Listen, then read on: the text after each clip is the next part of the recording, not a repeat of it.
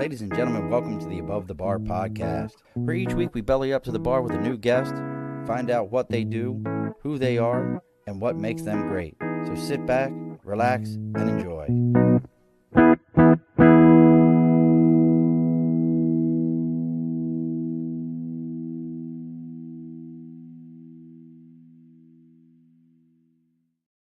Alrighty, folks, welcome back to the Above the Bar podcast. It's your host, Sean. We are bellying up to the bar just after Valentine's Day. This might be the perfect show for you, depending upon how your Valentine's Day went, depending upon what decisions were made. This could be the most perfect show. And we have brought let's see, how many? I'm trying to think of all the adjectives, because I can tell you when this young lady was introduced to me by a prior guest and we sat, he's like, man, you got to talk to her. You got to meet her. She's going to blow your mind with her knowledge. I said, all right, let's see what we got here. And I started doing my research. And if you didn't see our post this week, you missed she's got the model looks, beautiful pictures that we put out there that she offered up to us. We have bellowing up to the bar with us, the founder of the People of Color Psychedelic Collective, the longest name of any group we've had on so far. I love that fact. But we have joining us, and this is one of the other great things that she did for me, because she knows I don't know how to pronounce names. I'm horrible at it. We have Ifetayo. You didn't know you were getting applause, did you? Oh. Oh, man. You didn't know all that was going to happen, did you? I was like, is something wrong with my mic? No, we just offered up applause. So now let me ask this before I make a grand mistake. Do you always go by your full name, Ifetayo, or do you go by Ify? What do you normally do? So I go by Ifetayo or Ife. Ife? Mm-hmm. Can I call you Ife? Yeah. I will do. If you tell me, nope, Sean, you got to do the whole name.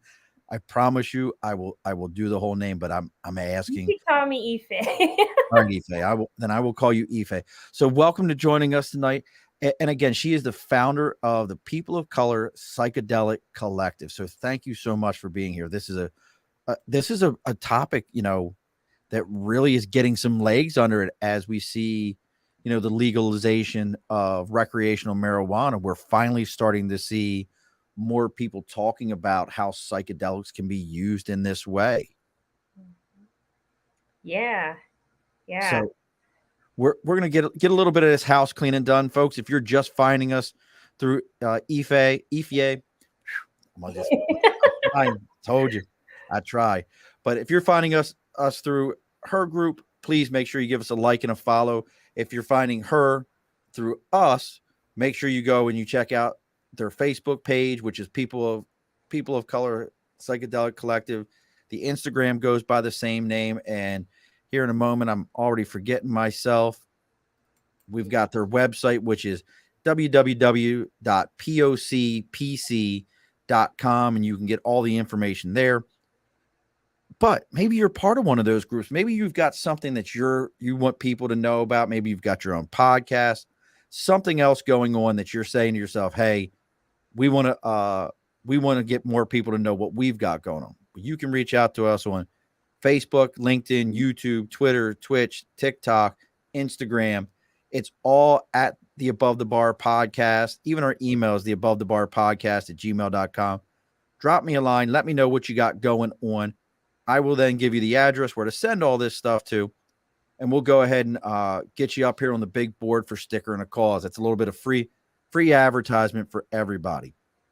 Now, the other side to this is maybe your media looks like it's still been tripping since the 1960s, and it needs a lot of help.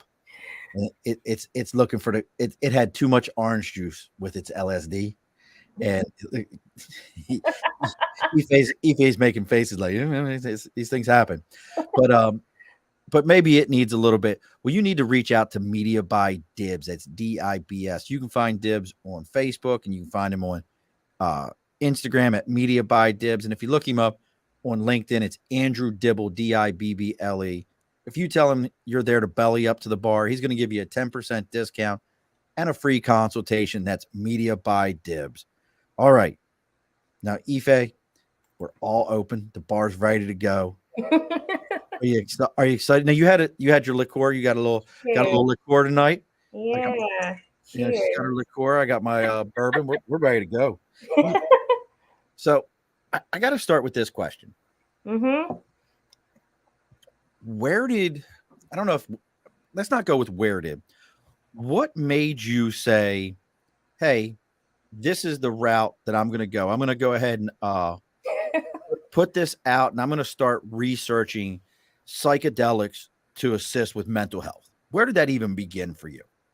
To be honest, it was not a straightforward road, or was it intentional? Um, I went to high school, college. By the time I was in college, I was wanting to be a history professor for high school students, or history teacher. And that just wasn't working out. But what did work out was in 2013, I got an internship at the Drug Policy Alliance. And that's where I first started talking about my dad going to prison and being deported. So my dad was sentenced to 15 years in prison for cocaine trafficking, and he was deported after serving 8 years. And I started for the first time talking about how that impacted my childhood. And so I wrote an op-ed for the HuffPost and Alternet back in 2013. And then a few months after my internship, the Drug Policy Alliance, they invited me to speak at their conference in Denver, Colorado. And I had no idea what I was getting myself into. I never really went to a conference. I was 21 at the time, and I was just like, yeah, I'll speak. Speaking was never a big issue for me. I was a student council kid growing up. So I get there and it's like 1,100 people. So yeah, I just talk and Guys, yeah. um, and I spoke about how my dad's incarceration shaped my childhood. And I ended up getting so emotional during my talk that I started crying. And it was a really cathartic moment. I was a little embarrassed, but it was actually pretty cathartic because afterwards, all these people came up to me and said, like, oh, thank you so much for sharing your story. I was meeting all kinds of people. Some folks were like, I was the parent who was in prison, or my dad or my mom was in prison, so I can relate to your story. So that I got connected to a lot of people who could relate, and it made my experience feel a bit more small, if that makes sense. it does. I learned that uh, parents in prison is more common than you would think, just because of Crazy, isn't it? how mass incarceration, our incarceration rates have increased over the last 30, 40 years because of the war on drugs. And so I was finally beginning to see it in like a bigger picture outside of my own life.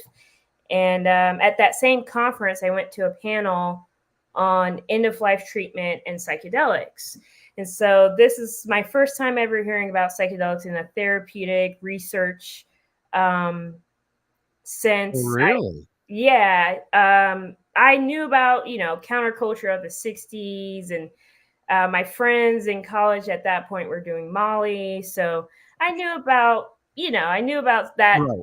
recreationally, but not for research. And I was familiar with like medically assisted suicide, and that concept kind of intrigued me a little bit. Euthanasia. Yeah, I learned about that in college. So when I heard about this panel, I was like, huh, this is really interesting. Um, and it convinced me to try mushrooms for myself because I was diagnosed with major depressive disorder my senior year, and it hit me really hard. I was struggling with like my classwork and, just going to class and doing all of my responsibilities. So after that conference, I was convinced that I need to do mushrooms because I was so desperate, and I didn't want to go on SSRIs like What's Wellbutrin. SSRIs? Oh, sorry. It's like antidepressants, like prescription, like Celexa or Wellbutrin. I was, Mexico, all that kind of stuff. yeah.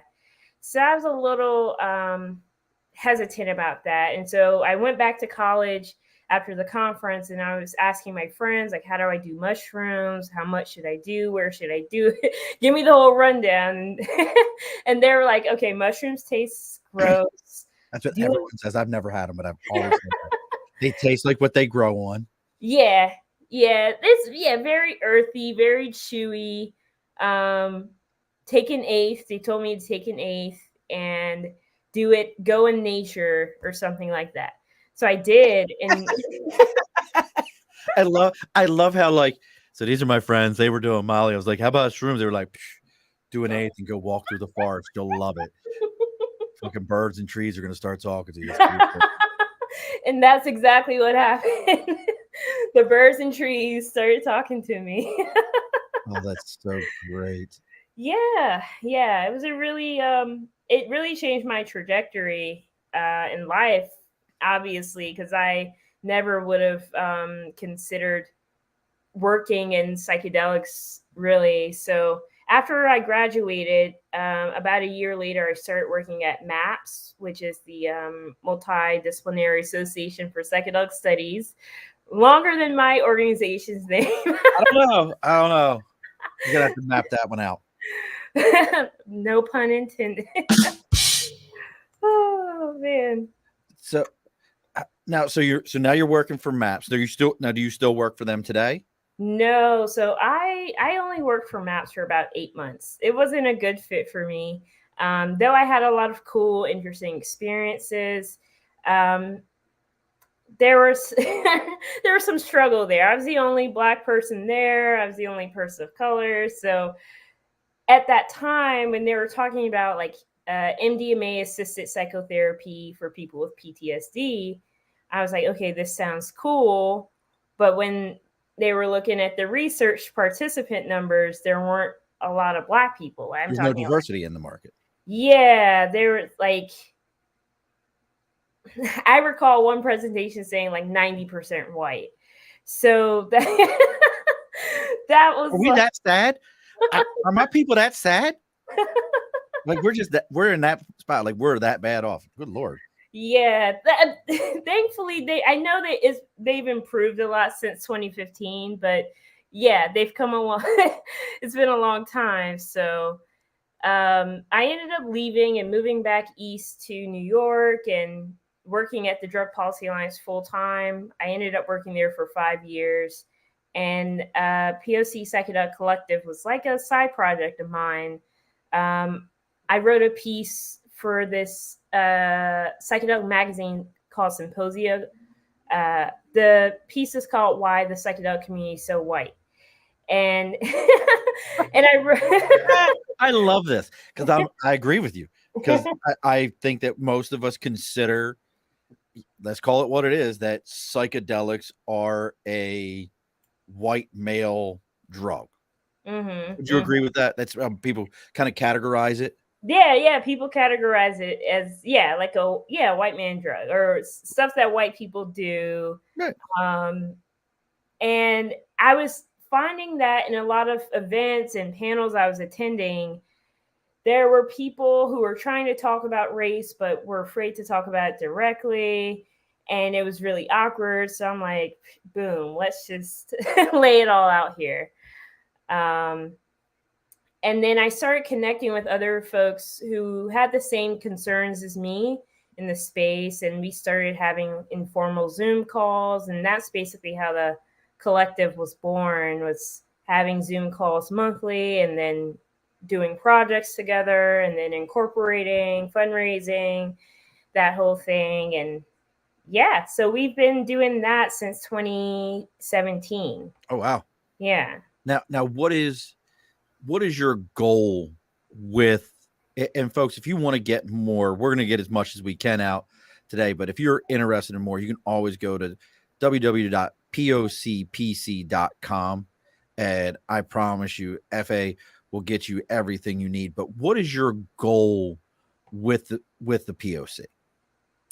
Yeah, I have a few goals. I think that we need to create more infrastructure in the psychedelic field, because lately there's just been so much growth happening, especially on the for-profit side, the tech side. So what motivated me to start the organization was not seeing a lot of us represented in the research and the narratives, advocacy, policy, that kind of thing. And I wanted to basically educate people on the therapeutic value of psychedelics while also talking about psychedelics within the frame of the war on drugs.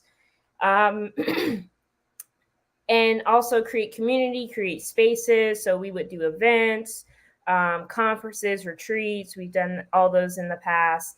But overall, I want to kind of bring in new narratives, do some culture change work around psychedelics while also pushing for the end of the war on drugs. Because if we legalize psychedelics, or if we decriminalize psychedelics, You get cheers from me all day long on that one.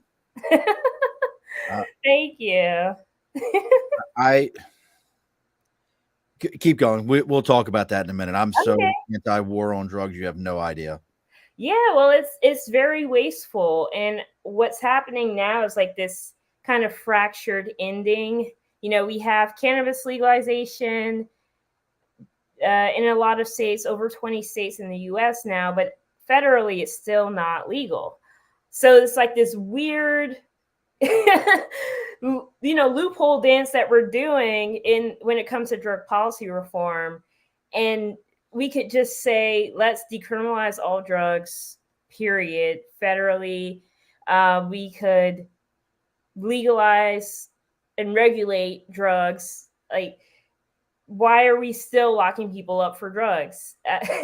And now, we have a lot of narratives in the media around fentanyl and how it's killing all that you touch it and you die, even Right. though that's not true. But folks are well aware why the drug supply is poison. They just don't care. Well, I don't want to say people. I will say like the government Right. is failing us. It's not a rich person's problem as they're concerned. Mm-hmm. Mm-hmm. That is the absolute way I see it. And folks, listen, neither one of us are doctors. At least I don't. FA, you're not a doctor, right? You didn't. Yeah. So I say some shit and I'm wrong here, but neither one of us are doctors. But let's call it what it is. Any crime that has a price tag associated with it, a financial tag, was not made for somebody of wealth. Call that what it is. Yep. And if you look at the war on drugs, almost every bit of it, you get locked up, and there is a price associated with that lockup. Mm-hmm. Mm-hmm. So again, this is not made for somebody who's broke or for somebody who has money. It's made for those of us that don't have money or grew up broke. Mm-hmm. Mm-hmm. You're gonna have to go to jail, and you're gonna have to work for 19 cents an hour and make T-shirts for McDonald's. Listen, the war on drugs, folks. You got sold a bill of goods. It's Yes. shit. Yeah. Yeah, and FA just said it perfectly. Most people, and I would love your opinion on this. Most people do drugs for the same reason that most people overindulge in alcohol. Mm-hmm. It's because there is a mental health issue that is not being addressed. So this is how they bury it. What do you think? Yeah, I would say we're all self-medicating in one way or the other, soothing, coping. When we start to see people, I guess, being more dysfunctional and using drugs or alcohol to cope, that's when, we're starting to think about dependence, addiction. But a lot of us use drugs and are pretty functional people. And, it's pretty rare to actually meet someone who doesn't do drugs, honestly. And it's funny because each drug has stereotypes like about what that typical drug user looks like. But you'd be surprised at what kind of people use what drugs. I've had several colleagues talk to me about their meth use, and I'm like, oh, I remember the first time it happened, I was like, are you messing with me? but That's they were actually serious. And I also learned when I was first at DPA that meth and Adderall are very similar.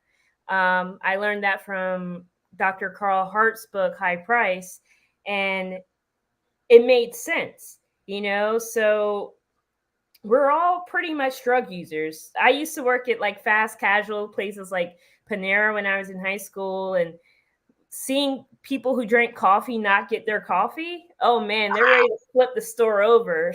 Call me in the morning. I'll let you know all about that. But you know what? You bring up a great point.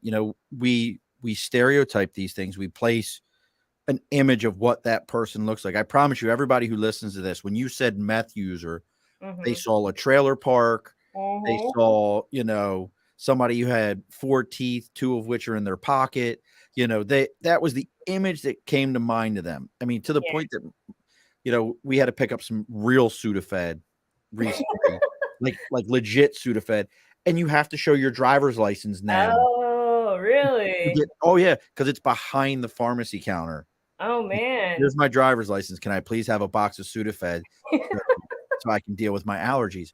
So as you've moved through this journey and you're starting to meet folks, what has been some of the reactions? I think I'm a pretty open-minded person. We're having this conversation. But what has been some of the reactions on both sides from people that you thought were going to be closed off to it, and you were like, and they're like, no, I'm super open to this. Let's talk about it. What were some of the reactions that you got on both ends of the coin? I would say, to be honest, I overwhelmingly get positive reactions. I don't get a ton of, I can count on one hand the number of people who have like really questioned or been skeptical of psychedelics or drug policy reform work. I think most people are accepting of it, curious about it, would try 1 or 2 things here or there.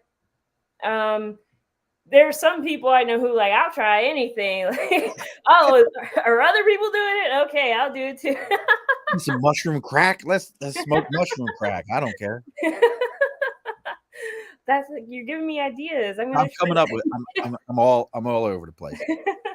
So it sounds like most people have been very open to the mindset of it. How about people within the medical community when as a group, either through the People of Color Psychedelic Collective, or when you were with the Drug Alliance, approaching people in the medical community to say, hey, we need you to properly dose this. Like, I have a service member friend who went through a bad time, and I'm going to ask you about this one here in a minute. And he did what he called a session. Is that the right terminology when you do like a series almost? He did one, and he was good. He's never had to go back. It got him through what he needed to get through. But what has it been like approaching the medical community and saying, hey, we need you to oversee this. This is the right way to do this if we're treating depression or something like that? Yeah, well, I think you bring up a good point or conflict that's present in the psychedelic field. And that conflict is the medical versus community or recreational model. So basically, there's lots of research happening. There's ketamine clinics popping up. There are, there's tons of ketamine. Ketamine has taken off. There's so many ketamine clinics nowadays. And then, folks are, my former employer, MAPS, their goal is to legalize MDMA-assisted psychotherapy. So it will only be legalized under the context of the therapy, not outside of it. So if you get caught using MDMA at a party, that can still be a criminal offense. So a lot of folks in the community feel that we shouldn't just give the power to the doctors or the medical community, because that still allows for criminalization. Gotcha.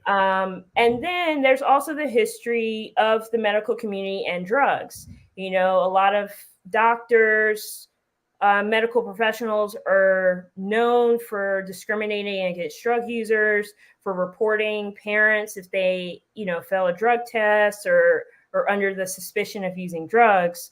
So there's that distrust there as well. But overall, I've been seeing an increase in medical professionals interested in the research, interested in using this for their patients. And we saw the same thing happen with cannabis 10 years ago. So it doesn't surprise me that, there's all these, NYU, Johns Hopkins, all these big institutions are researching, UC Berkeley, they're all opening psychedelic research centers. Yeah. I didn't know they were all open. And it's interesting. Now, do you make a distinction in the psychedelics? And what I mean by that, or even within these organizations, you mentioned MDNA, which to me, like if somebody said, "Hey, doing MDNA," or doing, I can't even get out my mouth, or doing like what's it, like LSD or PCP or angel dust, something along those lines, has a different view to me than I would say shrooms. Mm. Do you know what I mean? Do you see a distinction, or do you make a distinction within that? So you're saying like kind of like synthetic drugs versus more natural. Right. I used to, back when I was younger. I used to be like, oh, I only do the natural stuff. But now, I think the distinction that needs to be made is just the harm reduction around each substance. And harm reduction basically means minimizing the risks associated with each substance. I don't discriminate on substances for my own personal use. There are certain class of drugs that work better for me versus not. I'm not a stimulants person. I don't need to be up. I don't drink coffee every day. But some people, we have a term called psychedelic exceptionalism, meaning folks who are okay with use of psychedelics, but not okay with other classes of drugs. Stimulants, I guess depressants like alcohol. So I'm not one of those people, but for me, when it comes to taking any drug, any substance, I like to know all I can know about it, and just so I can keep myself safe. There's basic stuff, stay hydrated, eat, don't do it in a certain setting. Like I would never do mushrooms at a party. Like that's not. I meet people all the time who are like, "Oh yeah, my first time was at a party, and I ended up in a closet," and I'm like, "Yeah, that makes sense." Yeah, no, I would agree with you. And it's interesting that, we do, even as somebody as open as I am to it, I'm listening to you and I'm thinking, no, I put that like, hey, you take an edible, or you chew a cap, or whatever it is you do. Whatever. But somebody was like, yeah, I'm gonna put a spike in my arm. I'm like, whoa, going on with that? You're like, that's now what about for your organizations, as we're, and I'm with you, you can put that on my page anytime you want to, pushing for that legalization and removing this war on drugs. Folks, I'm going to help everybody out. I'm going to blow everybody's mind for a moment. FA, you ready to have your mind blown? Sure. Right. Name me another thing that we've called a war on anything. Name something that the government has called a war on something. The war on terror? The war on terror. Did you hear about the war on poverty? Yes. War on drugs? But yeah. Are we still going through all these? Yep. That's what, remember, as a Marine, I will promise you, we are a country that thrives on war because we build more things. We know about technology, and we use it to drive technology. They don't want these things to end, do they? Nope. War on crime. Yep. Anytime it's a profit. Anytime we put war in front of something, just know that somebody's getting paid really, really good for this. Somebody's making out. But what is your feelings though? So say tomorrow, flip the switch, everything's legalized. Mm-hmm. What do you see? Do you see any dangers on the other side of that? Mm. Yeah, I think that's a good question. So a lot of people think, and naturally, they think, oh, well, if we legalize this drug, then drug use is going to go up. People are going to get addicted, blah, blah, blah. And I don't think that's necessarily true. I think, and I'm sure there's some research to back me up on this. I can't remember right now, but when drugs are decriminalized, when drugs are legalized, use rates actually go down. A lot of people who are opposed to cannabis legalization use the talking point like, oh, well, youth rates are going to go up. And in places like Colorado, youth rates didn't go up. So I think it's normal to maybe assume that might happen, but I think it would naturally decrease because one, we would have a better drug supply, right? We wouldn't have Cleaner. Yeah, we wouldn't have all the adulterants in certain substances, and then it would be relatively easy for people to get drugs. So that's half the battle right there, because I think people kind of get a rush out of getting something, but when it's easy to get, people are like, Right. So I can see why someone would think that. I think it's our responsibility to educate people again on what these drugs do, what they don't do, what are the risks associated with them. Because, if you drink too much alcohol, that looks a certain way. You're going to vomit, you might pass out, you might piss yourself. Like, you might do all those things. The answer is yes. You might do some things you don't remember. But if you take too much acid, that's a totally different experience, right? So you need to treat those people differently. So when we increase access to a substance, we have to do the PSA work, the education work, to teach people, okay, these are the dangers, these are not, here's how you do it. And that also requires cultural shifts, because for a long time we all got the dare education, don't talk about drugs. And so now we're kind of opening things up and changing our culture by talking about our drug use openly. And I think that's part of the education too, is just talking to people, so that information shared. Now, there's a couple of states already that have legalized psychedelics. I know Oregon is one. Well, Oregon has a funny program. No, I don't want to say funny. Let me not say that. But yes. There's been some. Oregon has a psilocybin program, right. Psychedelic mushrooms, but it's a little. It's not recreational. It's through a guide, and then a lot of jurisdictions have decriminalize or deprioritize psychedelics. So I say that not to nitpick, but because a lot of people conflate decrim with legalization. Yes. And then a lot of the initiatives that psychedelics that went down in California, Colorado, say they're decriminalized, but they're not actually true decrim. It's deprioritized, meaning that if the cops still want to charge you with the crime, they can. Deprioritization just means, okay, we'll overlook it for now. And right. Anyone who knows cops know that cops, they do what they want. So, right. So yeah. Yeah. What is the thing I can get you on? Yeah. Yes. That's definitely how that works.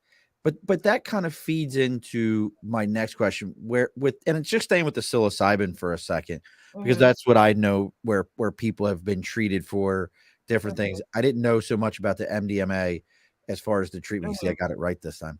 As far as the treatment, my buddy Josh, He says, I've never heard of anyone getting hooked on shrooms. LOL. They are powerful medicine. Absolutely. I agree with you. I've never personally done it just because I haven't. I'm just not that person.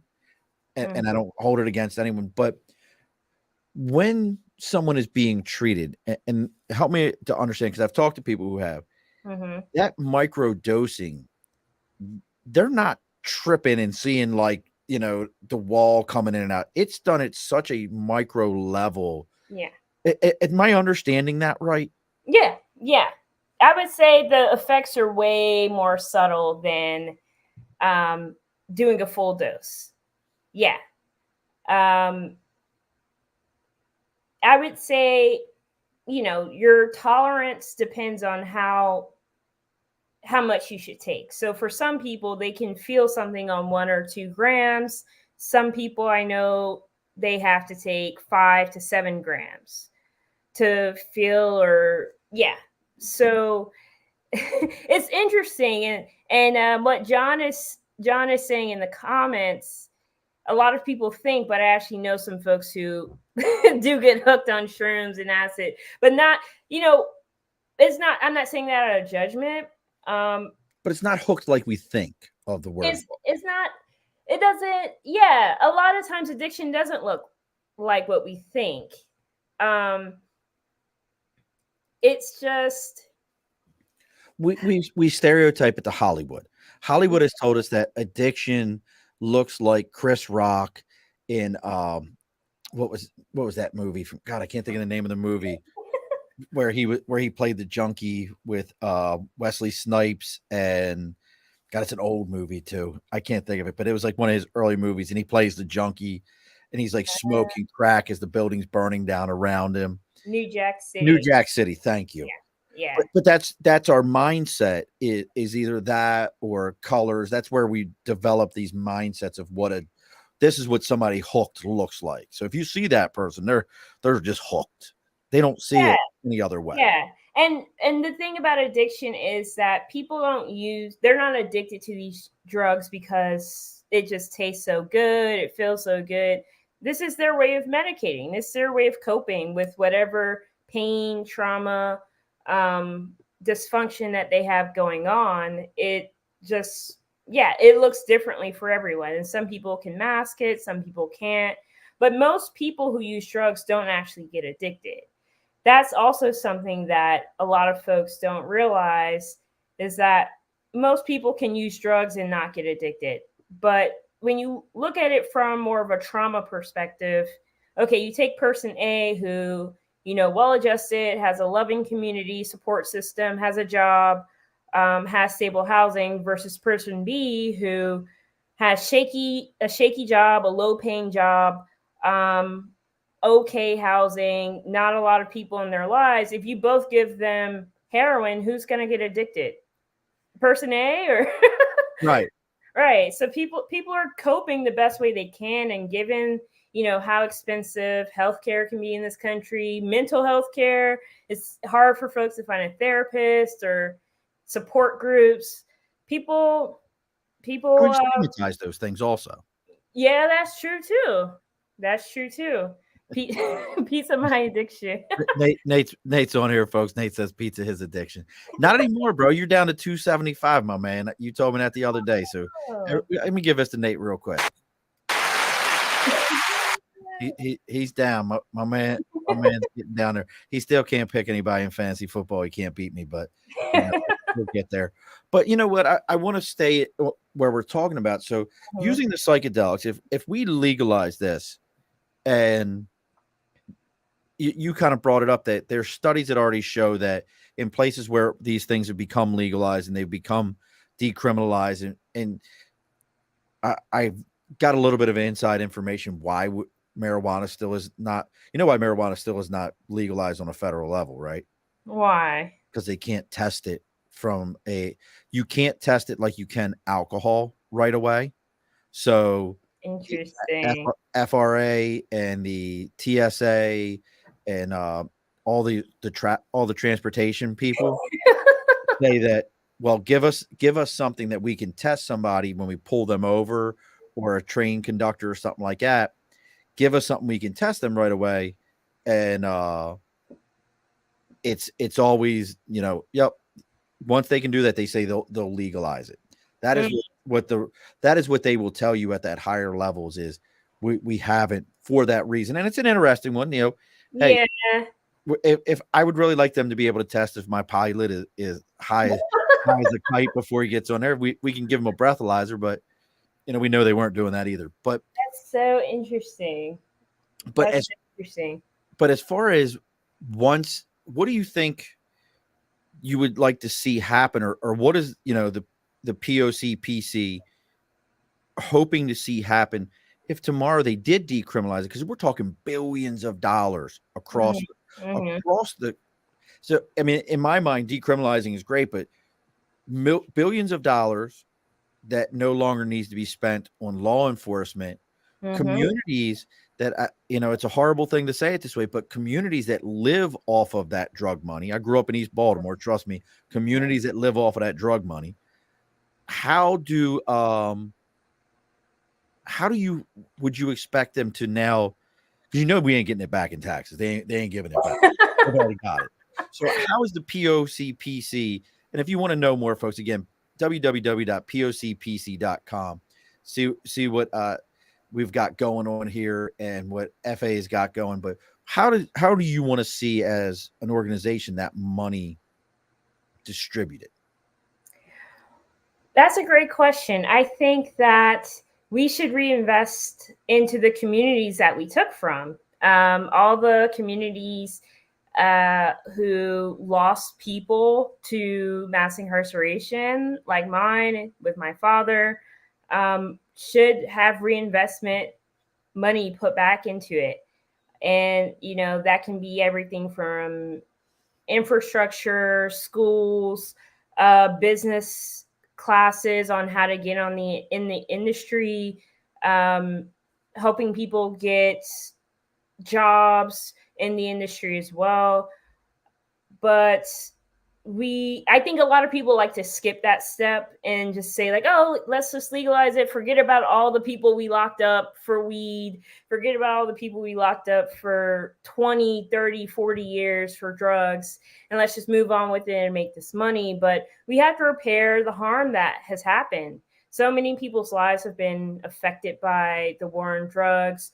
And it's not only prisons and, jails. It's people losing scholarships, people losing benefits, military guys. A lot of y'all get tested. So gets tested. Yeah, absolutely. So I would say that's what we need to do with the money. And then we also need to invest in like training people, training more therapists, training more practitioners on how to work with psychedelic substances. And let's see what else. Well, I'm always curious about this because so many people just say, well, we legalize it. Mm-hmm. Well, if you're from a community that, let's call it what it is, that drugs pay the bills in that community because there's no other way to get the bills paid. And all of a sudden the junkie doesn't have to get to you. They can go to the corner store and pick it up, or go to a dispensary and pick it up. You've now done even more damage to that community without putting money back into it. Where do they go from there?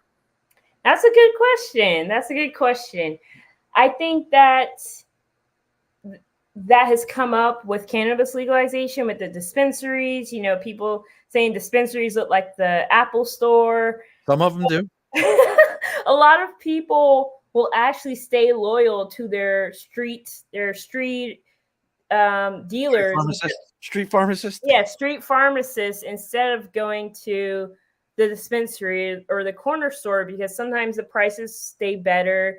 They're loyal, that kind of thing. So brand loyalty. Yeah.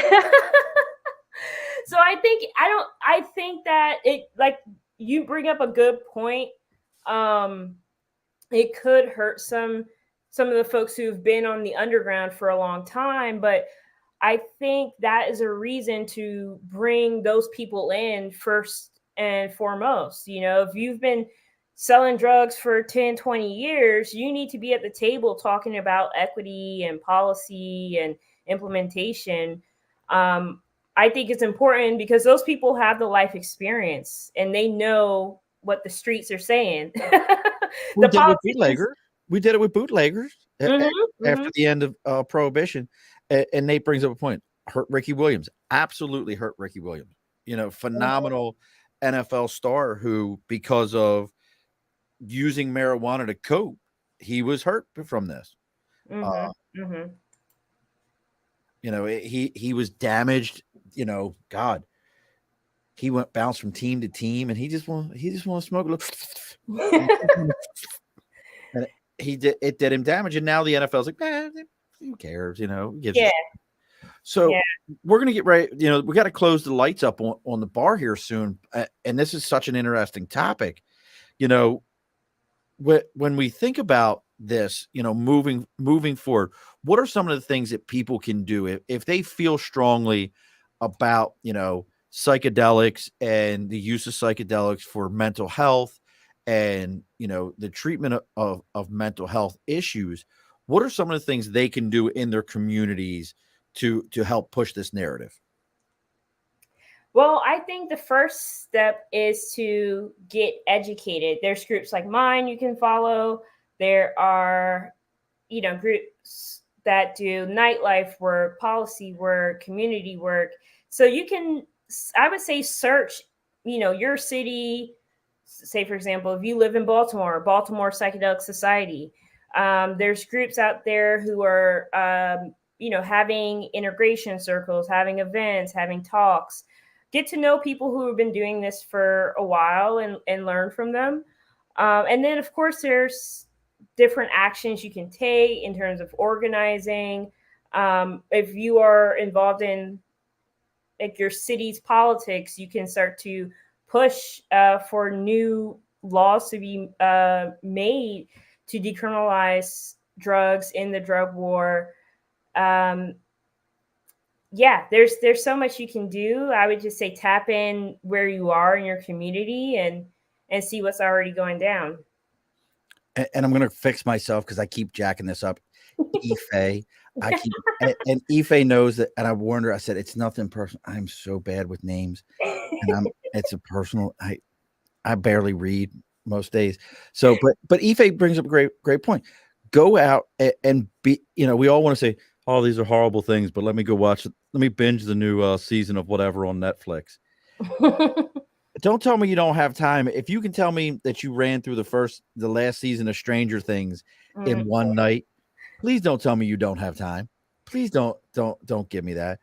What are You can also watch How to Change Your Mind with Michael Pollan on Netflix. what is That's that? about that's a docu-series about psychedelics. Michael Pollan, he's a writer, author, and he wrote a book a few years ago called How to Change Your Mind, and it's about his experience with psychedelics. And they made a Netflix series out of it, interviewing a lot of experts. So each episode is on a different substance. Oh, really? But yeah, I suggest that to folks because it's a good starting point to learning about psychedelics and what's going on. So yeah, Netflix. If you're gonna watch something on Netflix, boom, there you go. It's called Changing Your Mind. How to Change Your Mind. How to Yeah. change your mind. Here's one that I learned recently. I want to get your thoughts on this because we got a couple minutes left. Have Okay. you ever heard the theory that it was psilocybin that got the human mind to where it is today? Hmm. That basically go back to hunter-gatherer times, go Mm-hmm. back to the Mm-hmm. human as a hunter-gatherer. You're going to be able to you're going to know hey, I'm picking this, I'm picking that, I'm eating. Eventually you're going to know that, hey, these blue ones with red speckled dots, make the trees talk to me, and, and whatever the case is. But there's an entire theory that says psilocybin helped the human mind create different channels of thought and increased thought and introspective thought. And Mm-hmm. that's how we got to where we are Interesting. today. Is that the stoned ape theory? Though it could be. All I know is it's this idea that psilocybin is what pushed that narrative and really helped these channels Yeah. in our mind to start growing and Yes. kind of go like, because I'm telling you, I mean, like I said, I've never done shrooms, but I've definitely, been like, dude, do you see that, man? Like, we've all had those moments. But what's your thought? What are your thoughts on that? I mean, when you think about it, it makes sense. Like, I always think about that too. Like, who was the first person or being to eat a psilocybin mushroom, and and what happened? How did they react? And Right. it's kind of awesome because you're like, when you start to get into mushrooms or psychedelics, you realize that like TV and movies aren't as interesting as you thought they were, and you kind of just have this stuff. And You might be on to something, Mary. And I told you this was coming. Okay. So Nate needs to know, what is your go-to comfort food, and Okay. when you on a journey, we're gonna call it a journey. I like that better than a trip, because trip don't last that long. You just fall in. But what is do you have a go-to comfort food during those times? Oh man, I honestly don't get hungry when I'm on a journey. I feel like weed is a different thing. That's a whole But nother animal. wait, what'd you say? That's a whole nother animal. Yeah, weed, I get the munchies, but with shrooms, acid, my appetite's always kind of suppressed. But I would say I'll answer that for weed instead. Oh man, I love ice cream, Ben and Jerry's. I love sweets. I have a sweet tooth, so cookies. What's your go-to Ben and Jerry's? Everything but the yeah. I know the one. I'm a big peanut butter chocolate guy. Yeah, I love peanut butter chocolate. You got to go up to Waterbury then. Up in Vermont. Up in Vermont is where the factory is. Oh, right. And Yeah. what's really neat is when you get up there, they have a graveyard inside next to the factory, but all the gravestones are the flavors that they don't make anymore. Oh, I was like, oh my God. It's all the factory workers that are no longer around. They bury them. The secrets of the ice cream go with them. No, but it's all the flavors they don't make anymore, and they bury them. And Nate needs you to know that next time you're on a journey, you should get Paraflix and watch Paranormal in the Funhouse. So these are like, Nate does paranormal ghost hunting now. Oh, cool. So I think that would be probably the worst thing in the world to do on a trip, because that shit might come out to TV on you. Oh my God. You're on a different journey. That would be terrible. I might fight the ghost or something. So now Ife, any upcoming speaking engagements, anything that you've got coming up that other people can go and see you live discuss these things? Any events like that coming up?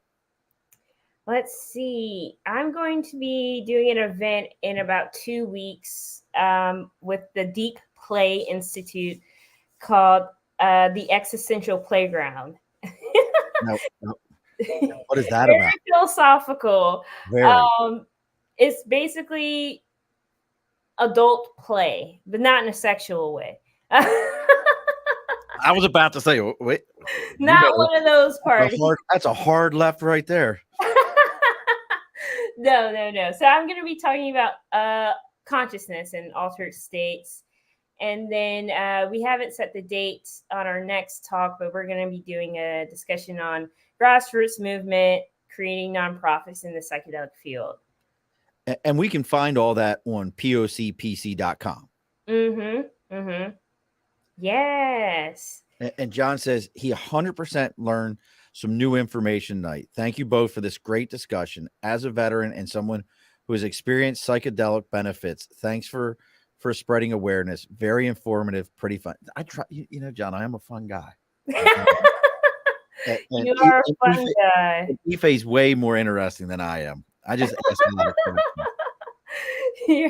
I just ask a lot of questions. Where are we going with this? Who knows, Nate?